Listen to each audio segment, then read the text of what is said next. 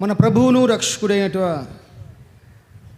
యేసుక్రీస్తు వారి శ్రేష్టమైన నామములో ఈ యొక్క ప్రార్థన కుడి వచ్చిన మీ అందరికీ కూడా నా హృదయపూర్వకమైన వందనాలు తెలియజేస్తున్నాను. దేవుడు మీ అందరినీ నిండార్లుగా ఆశీర్వదించునుగాక. చాలా సంతోషం.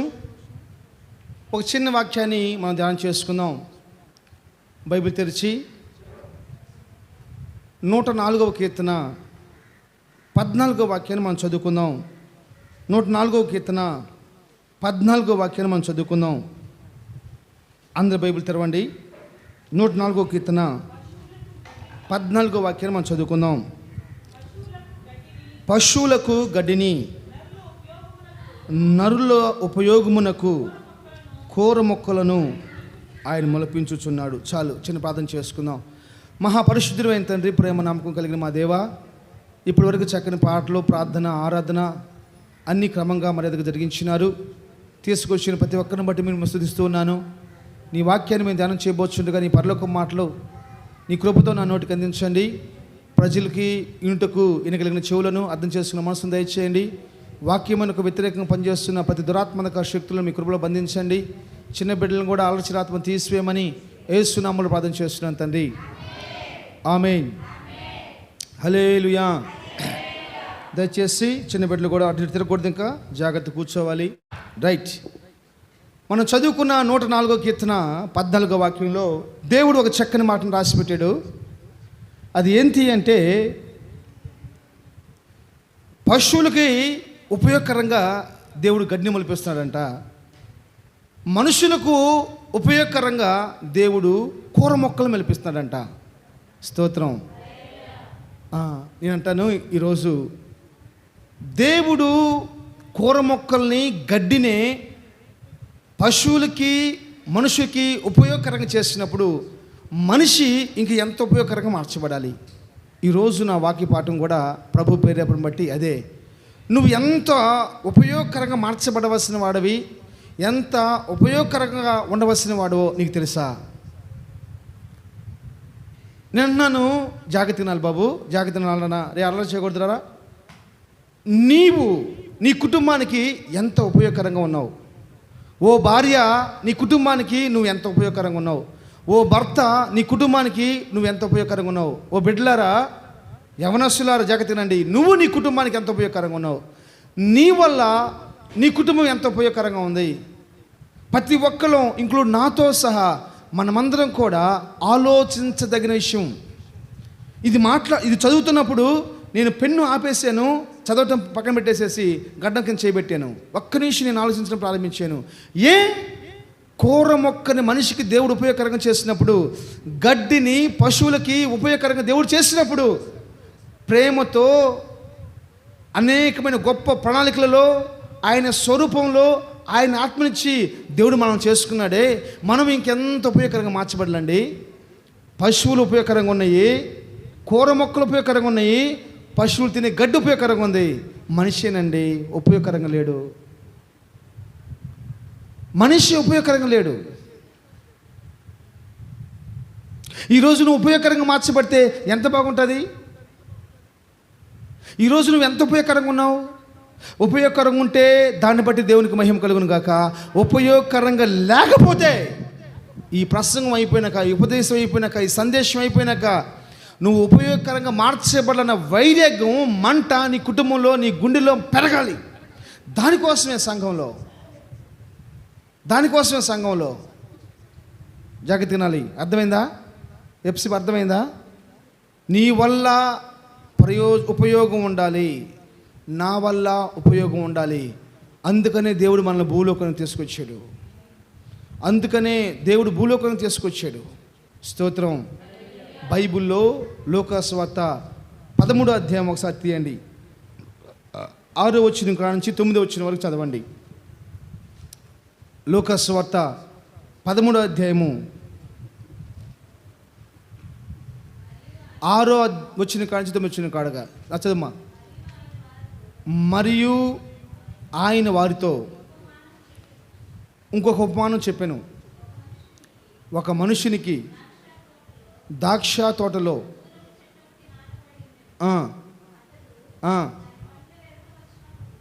అతడు దాని పళ్ళు వెతక వచ్చినప్పుడు ఏమీ దొరకలేదు.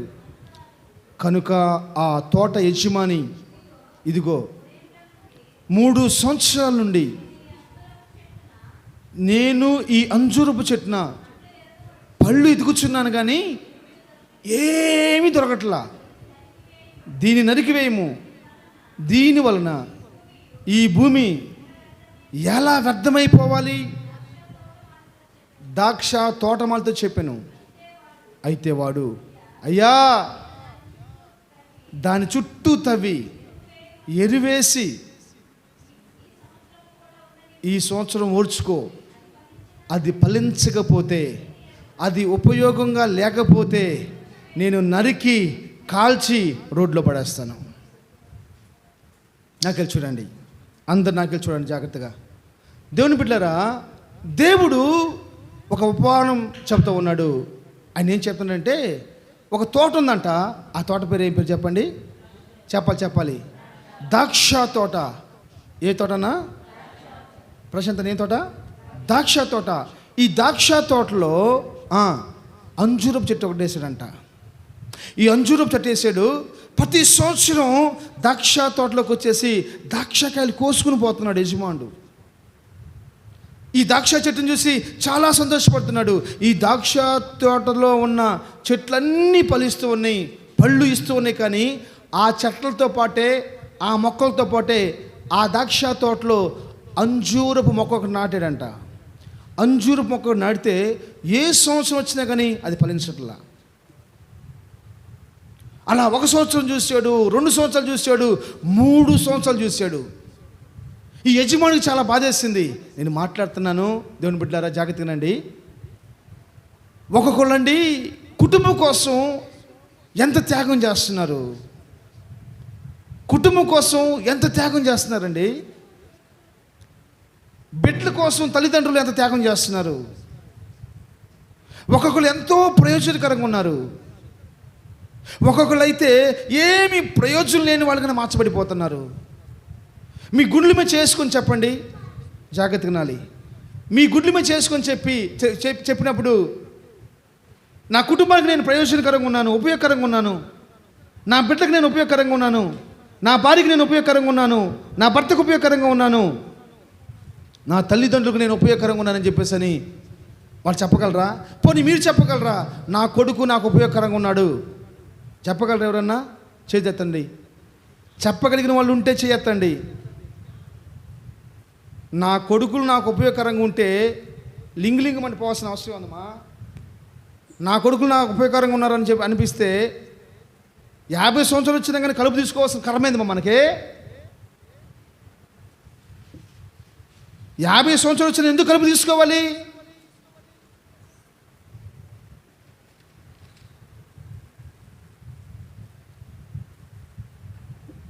ఇంక ఎంతకాలం చూడాలి?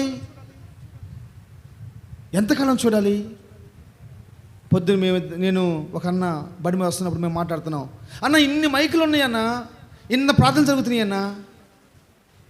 అయితే ఏంది నీ డౌట్ అంటున్నాడు ఆయన. నేను అన్నాను, నాకు డౌట్ ఏం లేదన్నా, నా బాధ ఏం లేదు, నాది ఒకటే బాధ. మన పోలీస్ స్టేషన్లో ఈ మైకులు మోగే కుటుంబాల్లో ఎందుకు కేసులు ఉంటున్నాయి, ఎందుకు పేర్లు ఉంటున్నాయి,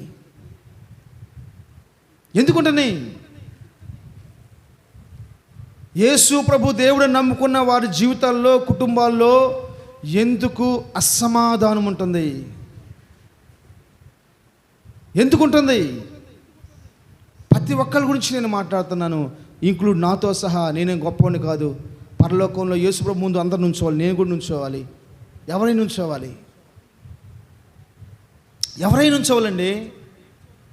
ఈయన అంటాడు, నేను 3 సంవత్సరాలు చూస్తున్నానయ్యా, అస్సలు ఉపయోగం లేదు, అస్సలు ఉపయోగం లేదు, ఇది తీసిపడేసాయి. ఏమండి, నీ కొడుకు నీకు ఉపయోగం లేనప్పుడు, నీ కూతురు నీకు ఉపయోగం లేనప్పుడు ఉపయోగకరంగా మార్చుకుంటావా? వాళ్ళకి తెలియదులేయ్యా, వాళ్ళకి అది లేయ్యా, ఇది లే అని చెప్పేసి అని ఇంకా వారిని మనం సోమర్థనం చేసుకుందామా? నీ పాటికి నువ్వు సోమరం చేసావనుకో, నువ్వు పోతావు, తెల్లరిపోయింది. ఎట్లా కట్ట దేవుని నమ్ముకున్నావు, బాప్తిసం పొందావు, ప్రభు సేవ తింటున్నావు, ప్రభు రక్తం తాగుతున్నావు, సావుకులు నీ కోసం ప్రార్థన చేస్తున్నారు, సంఘం నీ కోసం ప్రార్థన చేస్తున్నది. ప్రభు రాకడ వస్తే నీ పోకడ ముందు జరిగితే నువ్వు పోయి పర్లోకంలో కూర్చుంటావు. మరి వాడి పరిస్థితి ఏంటి? వాడి పరిస్థితి ఏందమ్మా? ఈ ఎండల్లో 4 గంటల ఎండ కూర్చొని పని చేయమని చెప్పు. ఉన్నాడు ఎవడని ఈరోజు?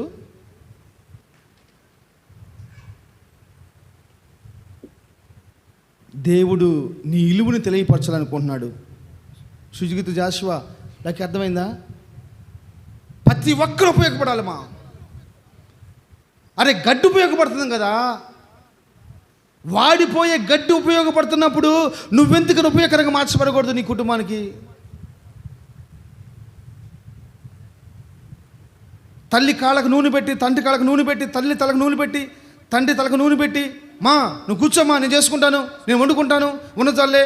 ఏంది నాన్న? రాత్రి కొంచెం కూర మిగిలిందని ఫ్రిడ్జ్లో పెట్టాను నాన్న, ఆ దోసకాయ కూర వేసుకుని. దోసకాయ కూర కొడితే ప్లేటు 16 ముక్కలు అవ్వాలి.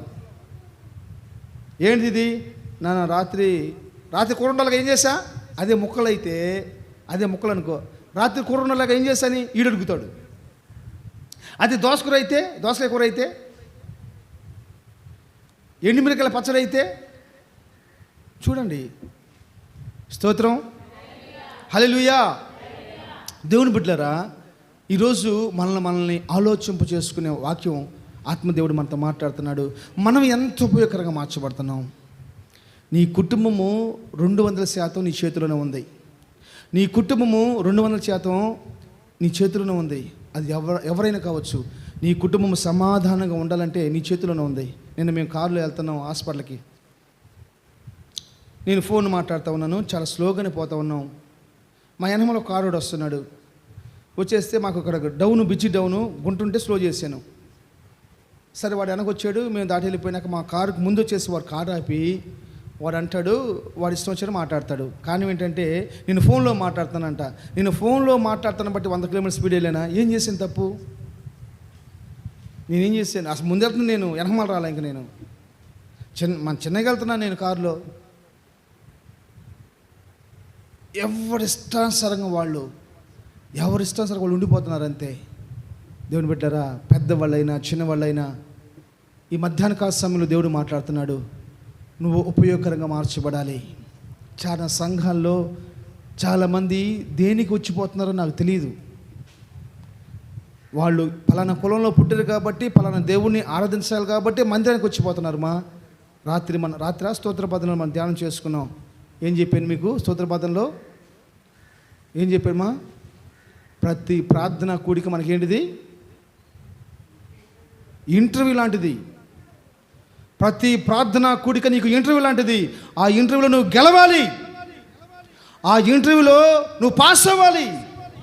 ఆ ఇంటర్వ్యూలో నువ్వు ఏమంటారు దాన్ని, ఆ జాబ్కి పర్మిషన్ తెచ్చుకోవాలి. ప్రతి ప్రార్థన కూడిక, ప్రతి విశ్వాసకి ఒక ఇంటర్వ్యూ. దానిలో ఫెయిల్ అవ్వకూడదండి. ఇంటర్వ్యూకి వెళ్ళాలంటే ఎట్లా వెళ్తా? నువ్వు ఎలా వెళ్తా? ఎంత భయభక్తులతో, ఎంత ప్రిపేర్ అయిపోయి, ఎంత జాగ్రత్తగా వెళ్ళిపోతావు. మైకిల్ పొద్దున ఫోన్ చేశాడు, నువ్వేం తీసుకుంటావు లీడీ అంటే పలానా తీసుకుంటావు అని చెప్పేసి. దానికి ఏంటి కష్టం అంటే, దానికి ఏం కష్టం ఉండదు, దానికి ఇంటర్వ్యూ కష్టం. నాకేమో ఎగ్జామ్ కష్టం, ఆమెకేమో ఇంటర్వ్యూ కష్టం అంట.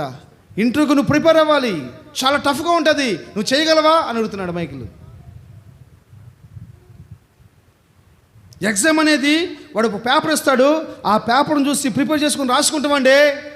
ఇంటర్వ్యూ అలా కాదు, వాడు మనసులో ఏముందో తెలియదు. వాడు అడిగిన దానికి చెప్పడానికి డైరెక్ట్గా మనకు సమాధానం ఉండాలి. క్రైస్తవుడికి లేకపోతే ప్రార్థనా పరుడికి, ప్రార్థనా మందిలో కూర్చున్న ప్రతి ఒక్కడికి కూడా ఒక ప్రార్థన, ఒక ఇంటర్వ్యూ, దానిలో గెలిచిపోవాలి. లోకానుసారం బయటికి వెళ్తే ఇంటర్వ్యూ ఒక్కళ్ళకే ఉంటుంది, ఒకరికి ఉద్యోగం వస్తుంది. మనకి ఇప్పుడు క్రికెట్ మ్యాచ్ నడుస్తుంది, ఐపీఎల్ క్రికెట్ మ్యాచ్ నడుస్తుంది. కోట్ల రూపాయలు, వేల కోట్ల రూపాయలు పెట్టుబడితో నడుస్తూ ఉంది. నాకు ఒకసారి చాలా బాధ అనిపిస్తుంది. ఎందుకు తెలుసా? ఆ క్రికెట్ చూస్తున్న వాళ్ళు కూడా గుండెలు పగిలిపోతూ ఉంటాయి, టెన్షన్ వస్తూ ఉంటుంది. కానీ అంత ఇష్టపడేదైనా సరే ఒక్కళ్ళే గెలుస్తారు కంపల్సరీ. ఒకళ్ళు చెప్పాలి, నోదేసి అది అట్లా చెప్పండి అమ్మా. వెరీ గుడ్, హల్లెలూయా. ఒకళ్ళు గెలుస్తారు. కానీ నా దేవుడు అలా కాదు. నా దేవుడు దేవుని మందిలోకి వచ్చినా ఎంతమంది వచ్చినా సరే, వాళ్ళు ఇంటర్వ్యూకి వచ్చారు, అందరినీ గెలిపిస్తాడు, అందరినీ వారి వారి స్థితిలో వర్ధిల్లింపజేస్తాడు. హల్లెలూయా. అందుకనే బైబిల్లో ఒక మాట రాస్తుంటుంది, లూకా సువార్త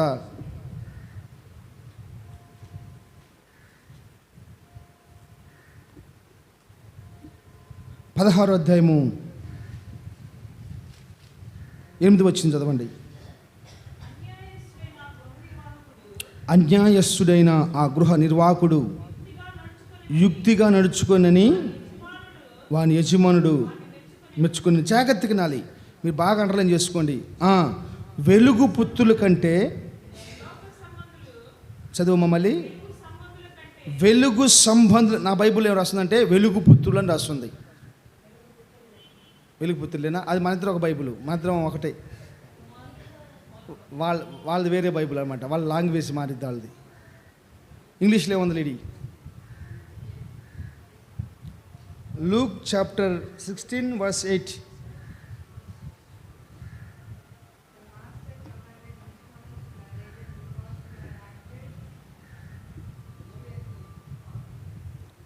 చదువుమా. వెలుగు సంబంధుల కంటే ఈ లోక సంబంధులు తమ తరమును బట్టి చూడగా యుక్తిపరులై ఉన్నారు. ఏంటంటమ్మా? ఎవరికంటే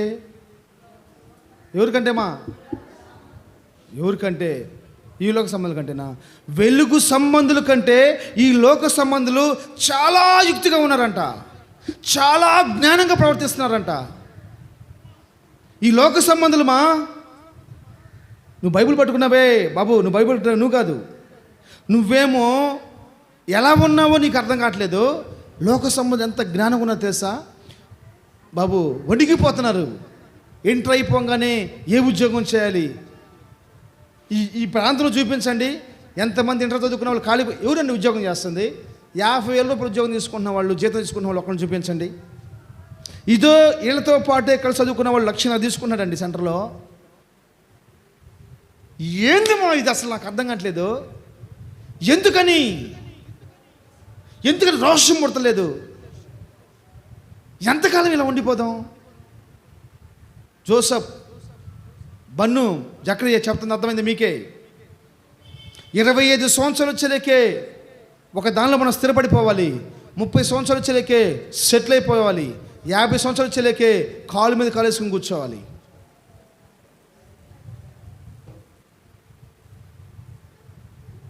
వెలుగు పుత్రుల కంటే, వెలుగు సంబంధుల కంటే లోకములో ఉన్నవారు చాలా యుక్తంగా ఉన్నారు, జ్ఞానంగా ఉన్నారు, తెలివిగా ప్రవర్తిస్తున్నారండి. ఈ ప్రాంతాల్లో బజాజ్ కార్డు, జిజాజ్ కార్డు, గుజాజ్ కార్డు, రజాజ్ కార్డు, మజాజ్ కార్డు, అన్ని కార్డులు ఉన్నాయి. ఆ పక్క పోతే ఒక కార్డు లేదు, ఏటీఎం కార్డు తప్ప. మనకాడ ఏటీఎం కార్డు ఉండదు, మళ్ళీ అన్ని కార్డులు ఉంటాయి.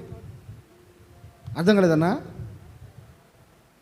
ఏటీఎం కార్డు తప్ప అన్ని కార్డులు ఉంటాయి. ఒకళ్ళు ఏటీఎం కార్డు ఉన్నా కానీ దానిలో జీరో బ్యాలెన్సో లేకపోతే మైనస్ బ్యాలెన్సో ఉంటుంది. జీరో బ్యాలెన్స్ ఉన్నా పర్వాలా, మైనస్ బ్యాలెన్స్ ఉంటుంది. దరిద్రం, అదే బాధ ఇప్పుడు మనకి. ఈ లోక సంబంధుల కంటే,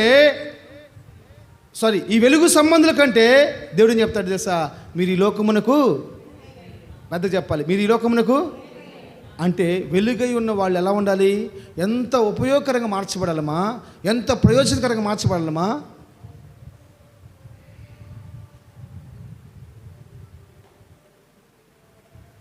ఎంత ప్రయోజనకరంగా మార్చబడాలి. ఎన్ని సంవత్సరాలు ఇంకెన్ని సంవత్సరాలు మనం బతుకుదాం? ఇంకెన్ని సంవత్సరాలు బతుకుదామా? ఈ మాట చాలా భయం వేస్తుంది నాకు చదువుతున్నప్పుడు, చాలా భయం వేస్తుంది. వెలుగు సంబంధులేమో మూర్ఖులైపోతున్నారు, ఉపయోగం లేని వారుగా ఉంటున్నారు. ఈ లోక సంబంధులు ఎంత జ్ఞానంగా మార్చబడిపోతున్నారమ్మా. మన కాడకు వచ్చేసి ఒకటి నుంచొని మా పరిస్థితి ఏందని అడగాలి. మనం పోయి ఒకటి కాడకు పోయి కూర్చొని మా పరిస్థితి ఏందని అడుక్కుంటున్నామే. 10 రూపాయల పీమని అడుక్కుంటున్నామే. ఎంత వేదనకరం. నువ్వేమో 10,000 కోసం, 20,000 కోసం ఉద్యోగం చేస్తుంటివి, వాళ్ళేమో 50,000, 60,000, 1,00,000 రూపాయలు, 2 లక్షలు, 10 లక్షలు జీతం తీసుకుంటున్నారమ్మా. ఎవరు? లోకంలో ఉన్నవాళ్ళు, సంఘంలో ఉన్నవాళ్ళు కదా దీవించబడాలి. నీకు యేసు ప్రభు ఉన్నాడు కదా, వాళ్ళకి ఎవరున్నారమ్మా? నీకు సేవకులు ఉన్నారు కదా. ఒక సహోదరుతో నేను మాట్లాడుతున్నాను, మీరు చాలా ధన్యులయ్యా అని అడుగుతున్నాడు. మీరు చాలా ధన్యులు, ఎందుకంటే మీ వాళ్ళకి బుద్ధి చెప్తారు మీరు ప్రతి వారం. మాకు అట్ట చెప్పేవాళ్ళు ఎవరు లేరు. అట్ట బుద్ధి చెప్పేవాళ్ళు లేకపోతేనే వాళ్ళు అంత ఘనంగా ఉంటే, బుద్ధి చెప్పేవాళ్ళు ఉంటే ఇంకెంత బాగా మార్చబడతారు.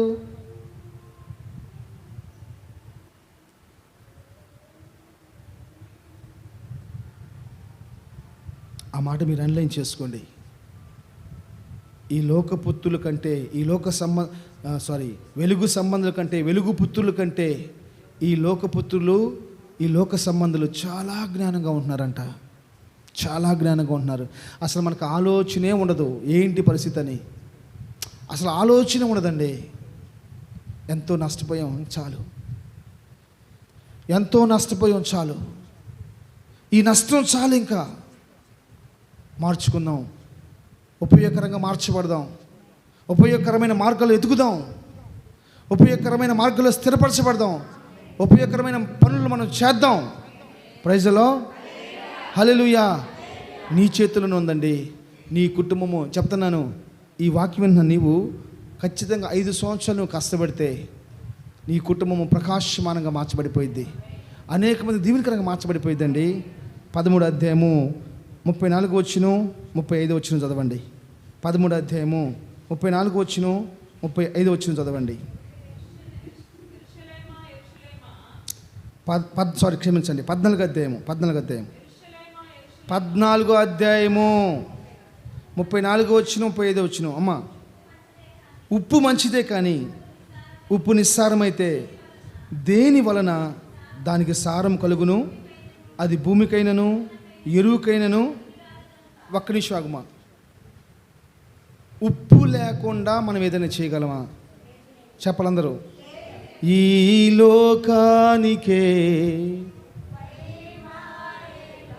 దేవుడు అంటాడు, ఈ లోకానికి మీరు ఉప్పై ఉన్నారని మాట్లాడతాడు. ఈ లోకాన్ని మనం ఎలా ఉన్నామంట? యాకోబు పత్రిక రాస్తూ మాట్లాడతాడు, మీ మాటలు ఉప్పు వేసినట్లు ఉండాలని మాట్లాడతాడు. ఇక్కడ యేసుప్రభు అంటాడు, ఉప్పు చాలా మంచిది, అది సారము లేకపోతే భూమికి ఎరువేయటానికి పనికిరాదు, తొక్కటానికి కూడా పనికిరాదంట. నోట్ చేసుకోండి దాన్ని. ఎరువేయటానికి పనికిరాదు. మన గురించి మాట్లాడుతున్నాడు మా దేవుడు. మీరు ఉప్పై ఉన్నారు. ఉప్పు నిష్ప్రయోజనం అయిపోతే తొక్కుతామా? గుచ్చుకుంటుంది. చాలామంది ఉప్పు తొక్కకూడదని చెప్పిన వాళ్ళు చాలామంది ఉన్నారు. మన పెద్దలు ఏం చెప్తారంటే, ఉప్పు తొక్కకూడదని చెప్తారు. రేయ్, ఉప్పు తొక్కుతున్నావేంద్రా అంటారు. దానిలో సారం పోతే తొక్కడానికి కూడా పనికిరాదు. మాకు అది విలువ లేనిదే ఉప్పు. కానీ ఉప్పు లేకపోతే ఏం చేయలేము. రాత్రి నాకు బార్ల వాటర్ ఇచ్చారు, బాగా వేడి చేసింది, విపరీతమైన వేడి, కళ్ళు మంటలు పడుతున్నాయి. ఫోన్ చేసి చెప్పాను, కొంచెం వేడి పెట్టాను, అది బార్ల వాటర్ పెట్టమని పెట్టారు. పెట్టినాక ఇచ్చే తాగాను. అడుగుతున్నారు, ఏంది బార్ల వాటర్లు పెడితే తాగలేదని. కారణం ఏంటి? నోరు తెరవాలి. ఏం లేదమ్మా, ఎంత తాగుతాను? ఇంకా ఉప్పు ఎత్తి తాగుతాను, కానీ ఉప్పు లేకపోతే ఏమో ఇంత ఉప్పు, కిరసన, అది ఏంటిది, స్టవ్, గ్యాసు, మనిషి, ఆ గింజలు, నీళ్లు అన్నీ సమృద్ధిగా ఉన్నాయి. కలర్ ఎక్సలెంట్గా ఉంది, చూస్తుంటే తాగబుద్ధి అవుతుంది. కానీ ఏం లేదు, దానిలో నిస్సారమైపోయింది. ఇప్పుడు అదేమైపోయింది? గింజలు, నీళ్లు, గ్యాసు, ఆ మంచి కలరు మొత్తం ఏమైంది? ఇప్పుడు డస్ట్బిన్లో పోయాల్సి వచ్చింది. ఉపయోగం లేదు, ఉపయోగం లేదు. ఎంతకాలం ఉపయోగకరంగా మార్చబడాలి. నువ్వు ఉప్పుగా మార్చబడితే, ఉపయోగకరంగా మార్చబడితే అనేక మందికి మనం ఉపయోగకరంగా మార్చబడతాం. ప్రైజ్ ది లార్డ్, హల్లెలూయా. ఈ లోకానికే ఉప్పై మారెదా,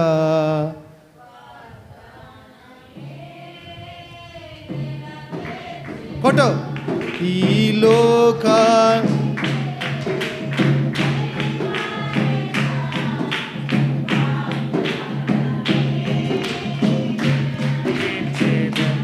ఈ లోకానికై ఉప్పై మారేదా, వాగ్దానమై నెరవేర్చేదా.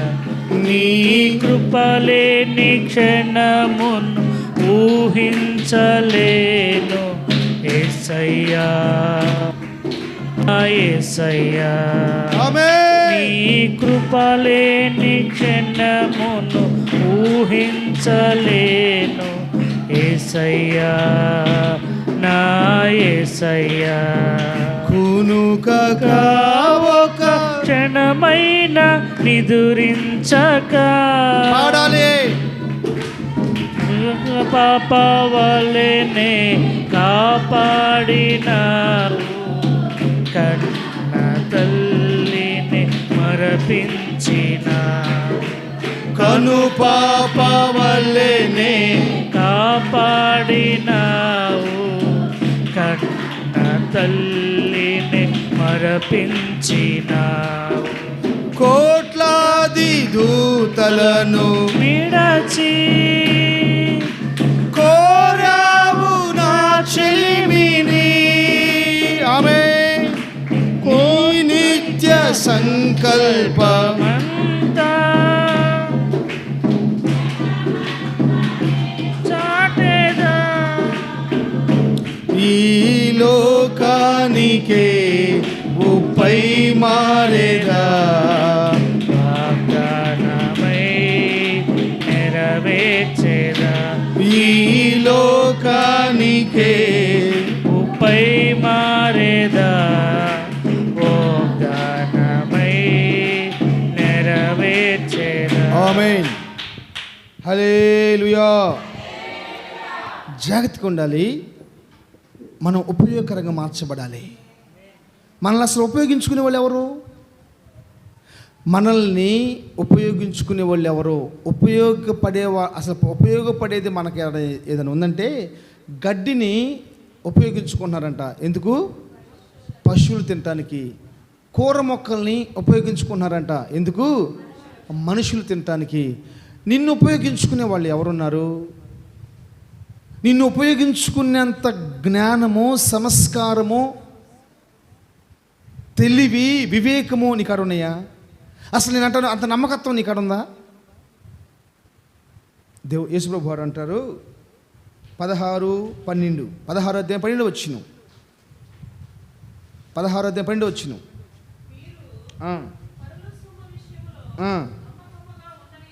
దేనిలో?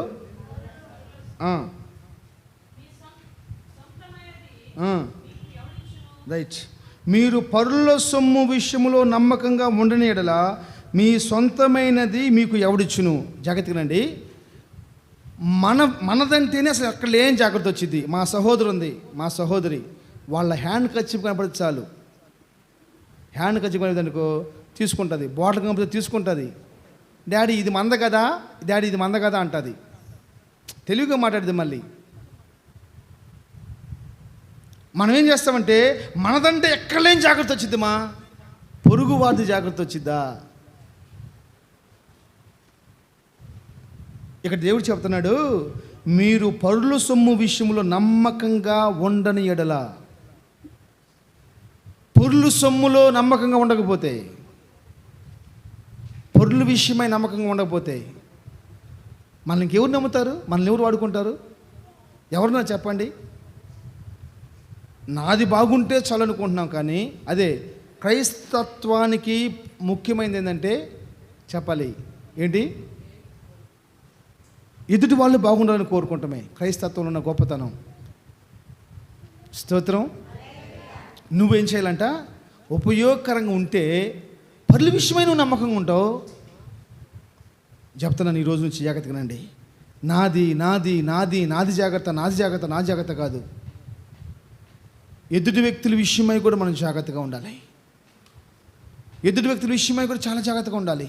వాళ్ళ వస్తువుల విషయమై చాలా జాగ్రత్తగా ఉండాలి. నేను ఏమీ మాకు చెప్తాను ఎప్పుడప్పుడు, అమ్మ ఎవరైనా సరే మనకి ఏదైనా ఇస్తే వెంటనే దాన్ని వాళ్ళకి సప్లై చేయాలి. తర్వాత ఇద్దాంలే, అసలు వద్దనే వద్దు.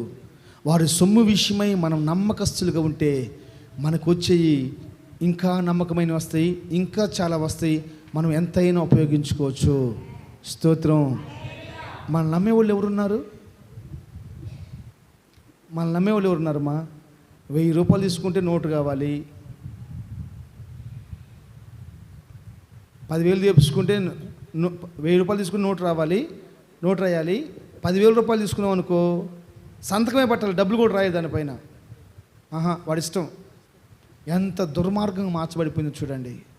ప్రభు రాబోతున్నాడు. ప్రతి ఒక్కరికి వారి వారి క్రియల ప్రకారం తీర్పిస్తాడు. ప్రతి ఒక్కరికి వారి వారి క్రియల ప్రకారం తీర్పిస్తాడు. హల్లెలూయా చెప్పాలి, చేదెత్తాలి. హల్లెలూయా. రైట్. దేవుడు ఏం చెప్తాడంటే ఉపయోగకరంగా మార్చబడాలి. మీరు చాలా ఉపయోగకరంగా మార్చబడాలి. ఎవ్వరు యూజ్లెస్ కాదు ఎవ్వరు యూజ్లెస్ కాదు. యూజ్లెస్ని ప్రభు పుట్టించడు. పనికి మాలిన పని చేసే వాళ్ళు ఎవరు చేదెత్తండి. నువ్వు చేసినాక అది పనికి మాలిందా మంచిదని చెప్పేసి అని మనం ఆలోచిస్తాం. నువ్వు అన్నమే కూరే ఉండవు అనుకో, ఈ కూర చెడిపోతే బాగుండు, ఇది చెడిపోతే బాగుండు, అయ్యా ఎస్ అయ్యా నీకు వందనాలు, ఈ కూర ఎట్టకట్ట చెడిపోవాలయ్యా అని ప్రార్థన చేసుకుని చేస్తామా? ఏం చేస్తాం? అది బాగుండాలి, రుచికరంగా ఉండాలి అని చెప్పేసి చేస్తాం. పనికి మాలిన పని చేసే వాళ్ళు భూలోకంలో ఎవరు లేరు. చేసినాక అది పనికి రాకపోతే యూజ్లెస్ అయిపోయింది, పనికిరంది అయిపోయింది.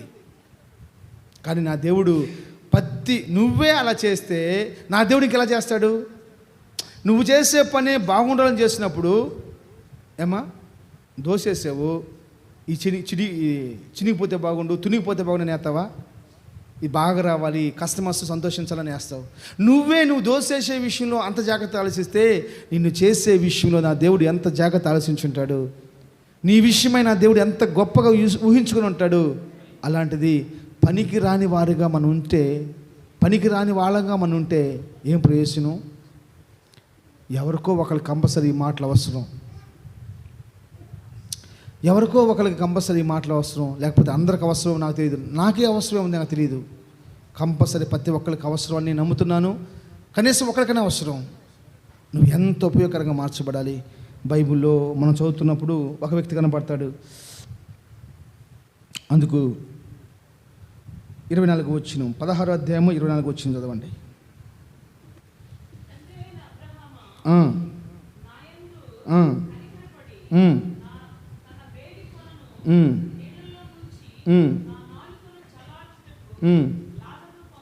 చాలు. ఇప్పుడు నాకు చూడండి, ముగించబోతున్నాను. ఈ లాజరు, ఈ ధనవంతుడు ఇద్దరూ ఒకే ఇంటికాడ ఉన్నారు. లాజరు అనే వ్యక్తి భేదవాడిగా ఉన్నాడు. ధనవంతుడు అనే వ్యక్తి అక్కడే ఉన్నాడు.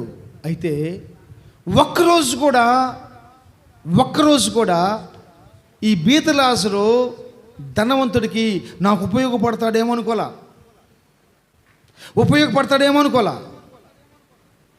అసలు లెక్కే చేయలా. అందుకనే రాత్రి మనం ధ్యానం చేసాం. ఏం ధ్యానం చేసాం చెప్పండి?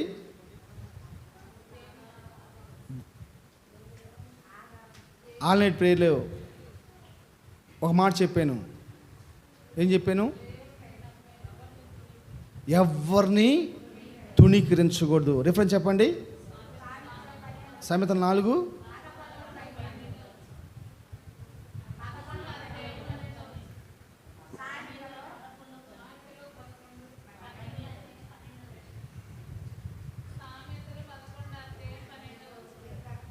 అక్కడ లేకపోయిందనుకో ఇప్పుడు మిమ్మల్ని ఏం చేయాలి తెలుసా?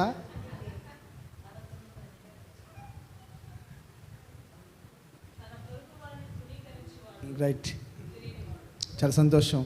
అట్లా మీ మనసులో గుర్తుపెట్టుకోవాలి. స్తోత్రం. మనం ఎవరిని తుణీకరించకూడదు. ఈ ధనవంతుడు ఏం చేశాడంట? లాజరును ఉపయోగపడలా. ఇప్పుడు అన్నాడు, అయ్యా ఏలు కొనను ముండి చేసేసి నా నాలుకని చలార్చడానికి పంపించు. ఇప్పుడు నేను ధనవంతుని అడుగుతున్నాను, ధనవంతుడా, ఐశ్వర్యవంతుడా, సకల ఐశ్వర్యములతో బతికినవాడా, పట్టు పాన్పుల మీద పడుకున్నవాడా, యేసు రూములో పడుకున్నవాడా, నీ వల్ల ఏం ఉపయోగం అయ్యా? నీ వల్ల ఏం ఉపయోగం?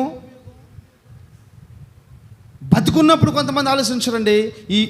ఈ వ్యక్తి కూడా బతుకున్నప్పుడు ఆలోచించలా, చనిపోయినాక ఆలోచిస్తూ ఉన్నాడు. అందుకని సామెత గ్రంథం రాస్తుంటుంది, నీళ్లు పోయిన వారికి నీళ్లు దొరుకుతాయి అంట. 10వ అధ్యాయం రాస్తుంటుంది. నీళ్లు పోసేవాడికి నీళ్లు దొరుకుతాయి అంట. కనీసం పాపం లాజరుకి నీళ్లు కూడా పోస్తుంటారు మనోడు. బతుకున్నప్పుడు ఉపయోగకరమైన మాటలు లేవు, బతుకున్నప్పుడు ఉపయోగకరమైన పనులు లేవు. స్తోత్రం. చనిపోయినాక ఇప్పుడు లాజరు ఆయనకు హెల్ప్ చేయాలంట. లాజరు ఆయనకు హెల్ప్ చేయాలి. ఎందుకంటే లాజరు ఎందుకు రమ్మన్నాడు? అబ్రహామును చేయొచ్చు మనొచ్చు కదా. ఏమా అబ్రహాం గారు, తండ్రి అయిన అబ్రహామా, నువ్వే వచ్చి నీ చెట్టు మీద నీళ్ళలో ముంచి నా నాలుగు మీద చెప్పొచ్చు కదా. చెప్పట్లా. ఎవరు రమ్మన్నాడు? ఎందుకని అమ్మా? ఎందుకనంటే అతను బల్ల మీద నుంచి కింద పడ్డ రొట్టె ముక్కలు తిన్నాడు కదా. ఆ గర్వం, నరకంలో కూడా గర్వం తగ్గట్లా మనోడికి. నా బల్ల మీద నుంచి పడ్డ రొట్టె ముక్కలు తిన్నావు కదా లాజరు, నువ్వు తిన్నావుగా, నువ్వు తెచ్చి నువ్వు నీళ్ళు తీసుకొచ్చి నా నాలుగు మీద వేయి. నరకంలో ఉన్న గర్వం తగ్గట్లా. మహాతల్లులు, మహానుభావులు వాసన వస్తున్నా కానీ కుటుంబము ఇంకా మారరు. అది తగ్గదు, ఆ డిగ్నిఫై తగ్గదు అంతే. వాసన అవుతుందన్న. ఏం వాసన అంటారు దాన్ని? ఏం వాసన? ఎండు చేపల వాసన. కుటుంబము ఎండు చేపల వాసన వచ్చినా కానీ మారరు. ఈ ధనవంతుడు ఏమంటాడు? లాజరుని పంపి. లాజరుని ఎందుకు పంపించాలంటే బతుకున్నప్పుడు టేబుల్ మీద నుంచి పడ్డ రొట్టె ముక్కలు తిన్నాడు కదా బీద లాజరు, అందుకని అతను పంపిమంటున్నాడు. జాగ్రత్తగా నాలి. ఉపయోగం లేని ధనము, ఉపయోగం లేని ధనవంతుడు ఎక్కడున్నాడు? నేను మీకు బాక్సులు ఇచ్చాను, రేపు 24వ తారీఖున సప్లై చేయాలి. గుర్తుంది ఎంతమందికి? బాక్సులు ఖాళీగా రావాలి ఉంటుంది మీకు. ఉట్టిదలేమ్మా, లేనిపోతే తలక నొప్పి. ఎట్ట కట్టియండి, వీటి మాత్రం మర్చిపోకండి. స్తోత్రం. ప్రార్థన పూర్వకం తీసుకురండి, ఖచ్చితంగా ఆ బాక్సులో ఉపయోగకరంగా మార్చబడతాయి. ఆమేన్. పోయిందనుకోబాకండి, మళ్ళీ మీకు ఎత్తాం అయ్యి. హల్లెలూయా. ఉపయోగం లేని ధనము, ఉపయోగం లేని వ్యక్తి నరకంలో ఉండిపోతాడండి. నరకంలో ఉండిపోతాడు. అక్కడ రాసి ఉంటుంది ఒక మాట, చదువు. 27వ అధ్యాయము.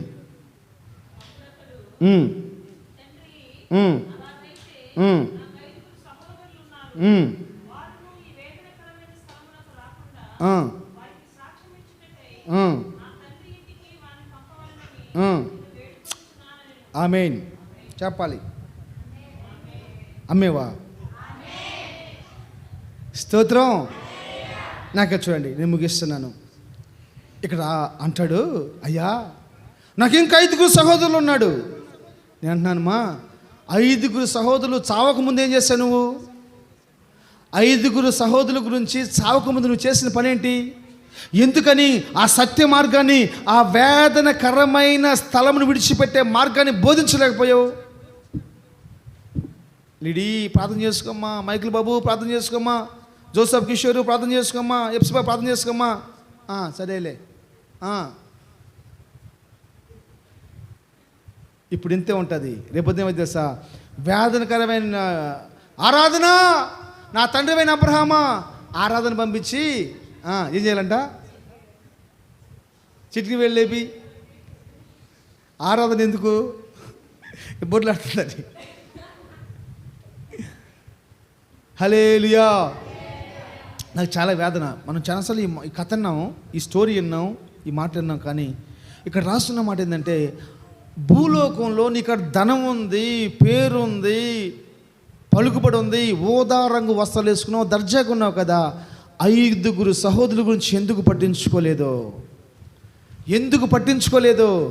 ఇప్పుడు తెలిసిపోయింది ఈ ధనవంతుడికి. అయ్యో, ఉన్న వాళ్ళు నేనే బెటరు, నేనే ఈ యాదనకరమైన స్థలంలో ఉన్నానంటే నాకంటే దరిద్రంగా ఉన్నారు నా అన్నదమ్ముళ్ళు. వాళ్ళు ఎలా? అయ్యా అయ్యా నీ కాళ్ళు పెట్టుంటానయ్యా, ఈ వేదనకరమైన స్థలంలోకి రాకుండా ఎవరైనా పంపించి ఆపించుది, ఆ పరిస్థితి ఆపించు. ఇదే జ్ఞానం. అంతేనండి, అంతే.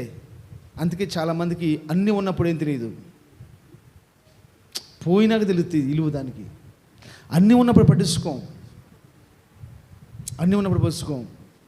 అందుకే అప్పుడప్పుడు చెప్తాను నేను, నాకు 100 మంది పనులు దొరుకుతారు, ఆమేన్, నాలాంటి ఓనర్ నీకు దొరకడని చెప్తాను నేను. చాలామంది చెప్పిన మాట అది. చాలామంది చెప్పిన మాట అదే. నాకు 100 మంది పనులు దొరుకుతారు, నాలాంటి ఓనర్ నీకు దొరకడం. నీ కడుపు చూస్తాను, నీ ఇల్లు చూస్తాను నేను, నీ భవిష్యత్తు కూడా నేను చూస్తాను, నీ భవిష్యత్తు కూడా నేను చూస్తాను, నీ కడుపు నేను చూస్తాను. నీ ఇల్లు నేను చూస్తాను. నాకు 100 మంది దొరుకుతారు, నువ్వు పోతే 99 మంది ఉంటారు. కానీ నేను పోతే నాలాంటి వాడు నీకు దొరకడు. అలాగనే యేసు ప్రభు తప్ప వేరే దేవుడు లేడు. ఎందుకంటే ఆయన నా భవిష్యత్తు చూస్తాడు, నా కడుపు చూస్తాడు, నా ఇల్లు చూస్తాడు. ఉపయోగకరంగా మార్చబడాలి. మనం చదువుకున్న 15 అధ్యాయంలో 3 సందర్భాలు మనకు కనబడతాయి. 3 సందర్భాలు. ఒకటేమో చెప్పాలి, ఒకటేమో 100 గొర్రెలు, రెండోదేమో 10 నాణ్యాలు, మూడోదేమో 2. నాకు ఒక వింత అనిపించింది అన్న. ఏంటంటే 100 నుంచి 10కి, 10 నుంచి 2. 100, 10, 2. విషయం ఏంటి తెలుసా? 100లో కూడా ఒకళ్ళే గణపరచబడ్డారు, 10లో కూడా ఒకళ్ళే గణపరచబడ్డారు, 2లో కూడా. నేను చెప్పేది అదే. మనం 100లో ఉన్నా, 1,00,000లో ఉన్నా, 2లో ఉన్నా, మనం ఉపయోగకరంగా మార్చబడాలి. హల్లెలూయా. నేను ఉపయోగకరంగా మార్చబడాలి. 100 అయినా, 1,00,000 అయినా, 1,00,00,000 అయినా, 750 కోట్లు అయినా సరే నేను ఉపయోగకరంగా మార్చబడాలి. స్తోత్రం. హల్లెలూయా. వాడు లేకపోతే ఈ పని కాదురా అని చెప్పాలి. వాడు లేకపోతే ఈ పని కాదురా అని చెప్పాలి. అంతే చెప్పాలి. చెప్తాను.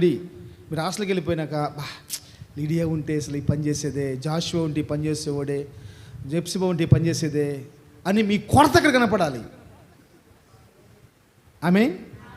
మీ కొరత అక్కడ కనపడాలి. అప్పుడు మీరు ఉపయోగకరంగా మార్చబడినట్లు. కొన్ని విషయాలు నేను దావీదుని ఫాలో అవుతూ ఉంటాను. ఎందుకంటే ఆయన చాలా జ్ఞానంగా ప్రవర్తిస్తూ ఉంటాడు. చిన్న విషయం కూడా ఎందుకు తెలియదు. ఆయన ఉంటే నా పక్కన ఒక ధైర్యం. పొద్దున్న తీసుకెళ్ళాను, నోట్ల నుంచి మాట్లాడతలా. ఏదో ఆయన తీసుకెళ్తే పెట్రోల్ డబ్బులను మిగులుతాయి అని చెప్పి అనుకుంటే, నువ్వు మాట్లాడుతున్నావు నేను ఎందుకు అంటున్నాడు. స్తోత్రం. చాలా జ్ఞానంగా ప్రవర్తిస్తూ ఉంటాడు. హల్లెలూయా.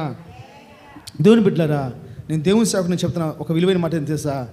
మనము ఉపయోగకరంగా మార్చబడాలి. ఇప్పటి వరకు నీ వల్ల ఏం ఉపయోగం? మనల్ని మనం పరీక్షించుకుందాం. యవనస్తులైనా సరే, మీరైనా సరే, మీ బిడ్డలో మీకు ఉపయోగకరంగా లేకపోవడం గల కారణం ఏంటి? నన్ను ఆలోచించుకోండి. నా వల్ల ఏం ప్రయోజనం? అలాగనే నీ వల్ల సంఘానికి ఏం ప్రయోజనం? నీ వల్ల పరలోకానికి ఏం ప్రయోజనం? ద్వారక వచ్చిందా అంటే అర్థమైంది తెలుసా? ద్వారక మాత్రమే వచ్చిందా? ద్వారకతో ఎవరన్నా ఒకరు తీసుకొచ్చిందా? రాంబాబు వచ్చాడా అంటే అర్థమైంది తెలుసా? రాంబాబుతో ఇంకెవరన్నా వచ్చారా? రాంబాబు రావటం అంతంత మాత్రం అయిపోయింది. ఇప్పుడు ఇంకెవరిని తీసుకొస్తాడు? హల్లెలూయా. పరలోక రాజ్యానికి నువ్వు ఉపయోగకరంగా మార్చబడాలి. సహవాసానికి నువ్వు ఉపయోగకరంగా మార్చబడాలి. సహవాసములో ఉన్న ప్రతి కుటుంబానికి నువ్వు ఉపయోగకరంగా మార్చబడాలి. హల్లెలూయా. దావీదన్నకు ఫోన్ చేస్తే నాకు ఒక సొల్యూషన్ దొరికిద్ది అన్న అనుభవంలోకి దావీదన్న రావాలి. ఇదిగో సంతోషము ఫోన్ చేస్తే ఈ విషయంలో నాకు సమాధానం దొరికిద్ది, ఈ విషయంలో సహాయం దొరికిద్ది, ఈ విషయంలో ఆలోచన దొరికిద్ది అన్న ఉపయోగకరంగా సంతోషంగా మార్చబడిపోవాలి. హల్లెలూయా. గుర్తుపెట్టుకోండి. మనం యూజ్లెస్గా ఉండకూడదు. మనం పనికొచ్చే వారిగా ఉండాలి, ఉపయోగపడే వారిగా ఉండాలి. దేవుడు నిన్ను నన్ను ఉపయోగకరంగా మార్చేసుకున్నాడు. ఆమేన్.